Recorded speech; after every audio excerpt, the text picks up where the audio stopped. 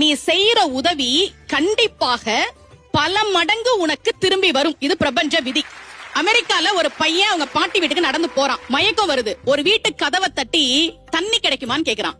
கதவை திறந்த பொண்ணு முகத்தை பார்த்தா பசியா இருக்கியே உள்ளவா அப்படின்னு ஒரு டம்ளர் பாலை கொடுத்துட்டு நீ சாப்பிடு நான் சமைச்சிடுறேன்னு சொல்றான். இல்ல இந்த பால் போதும் நான் கிளம்புறேன்னு சொல்லிட்டு அந்த பையன் கிளம்பிட்டான். பல வருடங்கள் கழித்து அந்த ஊர்ல ஒரு பெரிய நோய் பரவுது. மருத்துவமனைக்கு நிறைய பேர் சிகிச்சைக்கு வராங்க. ஒரு பெண் வர்றாங்க, நோய் முற்றி போய் வராங்க. மருத்துவர் பார்த்துட்டு நான் குணப்படுத்துறேன் இவங்களன்னு சொல்லி சிகிச்சை கொடுத்து குணப்படுத்திட்டார். இந்த பொண்ணுக்கு லாஸ்ட் நாள் அந்த ஹாஸ்பிட்டல்ல இருந்து கிளம்பணும். பில் எப்படி பே பண்ண போறோம்னு தெரியல. கண்ணீர் வழிய எவ்வளவு பில் வரப்போதோ அப்படின்னு அவங்க காத்துட்டு இருக்காங்க. பில் வருது.